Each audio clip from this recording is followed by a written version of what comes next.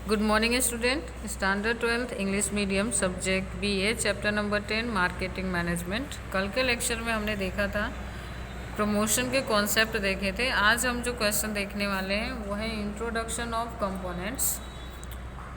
Production mix is such a group of tools which provide the information about product and service to the consumers and persuade them to buy the product जो production mix है वो क्या है, तो group of tools है। Means कि बहुत सारे टूल्स का एक ग्रुप है जो कि क्या प्रोवाइड करता है, इन्फॉर्मेशन प्रोवाइड करता है वो प्रोडक्ट और सर्विस से रिलेटेड कंज्यूमर को, और परस्यूट करता है उन्हें इस बात के लिए अग्री करता है कि वो प्रोडक्ट को बाय करे, मीन्स कि परचेज करे।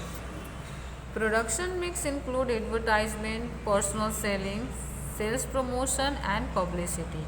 ओके, अब यहाँ पे ये क्वेश्चन पूछे जा सकते हैं, which factors are included in product mix, याद रहेगा। ठीक है, तो प्रोडक्ट मिक्स में हम सबसे पहले क्या करते हैं, एडवर्टाइजमेंट करते हैं प्रोडक्ट से रिलेटेड, ताकि मार्केट में इस बारे में जानकारी फैले कि इस तरह का प्रोडक्ट कोई लॉन्च हुआ है। सेकेंड थिंग आता है पर्सनल सेलिंग। पर्सनल सेलिंग में आप जाके डायरेक्ट सेलिंग कर सकते हैं, जिसको हम जीरो लेवल डिस्ट्रीब्यूशन सिस्टम कहते हैं, जिसमें एक प्रोड्यूसर एक मैन्युफैक्चरर खुद पर्सनल सेलिंग कर सकता है, प्रोडक्ट के बारे में पब्लिक को बता सकता है। थर्ड आता है सेल्स प्रमोशन। सेल्स प्रमोशन में हमने देखा था कि सेल्स प्रमोशन किस तरह से आप कर सकते हो, तो प्रोडक्ट के रिगार्डिंग जो इन्फॉर्मेशन है वो मार्केट में कंज्यूमर तक पहुंचा के और पोटेंशियल कंज्यूमर है उसको रियल कंज्यूमर में कन्वर्ट करके हम प्रमोशन कर सकते हैं। एंड द फोर्थ वन है publicity.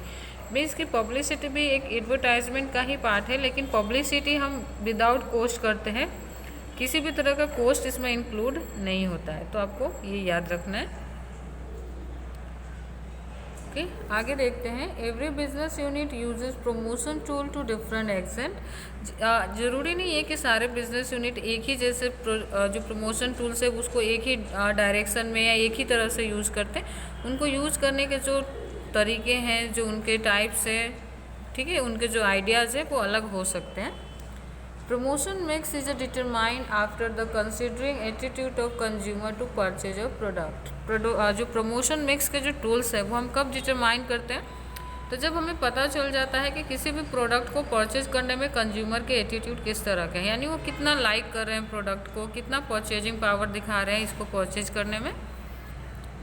Nature of product and the price of product. और सेकेंड थिंग, आपको प्रोडक्ट का नेचर किस तरह से है और वो कितना डिमांडेबल हो सकता है। एंड द लास्ट वन है प्राइस ऑफ प्रोडक्ट, कि आपने प्राइस क्या रखी है प्रोडक्ट का। ये भी इस बात के ऊपर बहुत ज़्यादा मैटर करता है कि आपके प्रोडक्ट की डिमांड मार्केट में कितनी रहने वाली है। ओके, यहाँ पे आगे देखते हैं। ओके, प्रमोशन मिक्स में आप देख रहे हो advertisement, sales promotion, personal selling and publicity. Okay, ये कहाँ से आता है, तो प्रोड्यूसर और मार्केटर से कहाँ तक पहुँचता है, तो कंज्यूमर से।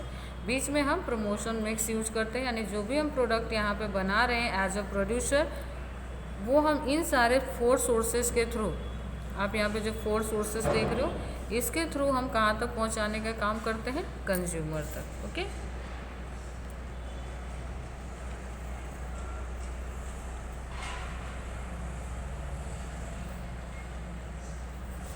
ओके, नेक्स्ट हमारा जो इसमें फर्स्ट टॉपिक आता है एडवर्टाइजमेंट। एडवर्टाइजमेंट के कॉन्सेप्ट चेक कर लेते हैं।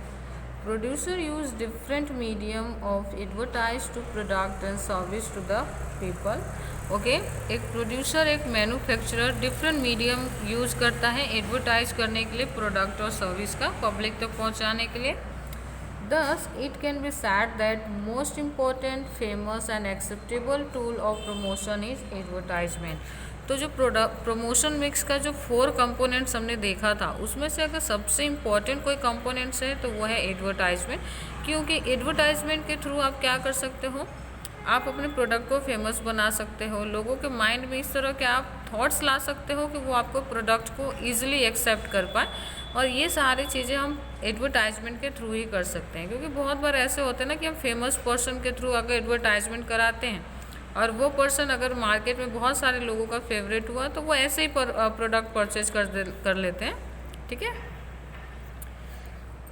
नेक्स्ट अगर हम डेफिनेशन की बात करें तो advertisement is a paid form of non personal information of goods and service which Advertise the identity of a easily traced. Advertisement is a paid form of non-personal information, goods and service in which advertisers identity is easily traced. इसमें हम ऐसे persons को use करते हैं advertisement कराने के लिए जिनका जनरली मार्केट में एक अच्छा ग्रेस होता है, एक अच्छी पकड़ होती है, ताकि ना ईजिली हम हमारे जो कस्टमर है, जो कंज्यूमर है, जो रियल कंज्यूमर है उनकी तो बात है ही, लेकिन जो पोटेंशियल कंज्यूमर है उनको भी रियल कंज्यूमर में कन्वर्ट करने के लिए हम ऐसे पर्सनस को यहाँ पे यूज़ करते हैं जो इजीली गुड्स एंड सर्विस से रिलेटेड इन्फॉर्मेशन तो देते ही हैं और इजीली हम उनकी आइडेंटिटी को क्या कर सकते हैं, ट्रेस कर सकते हैं.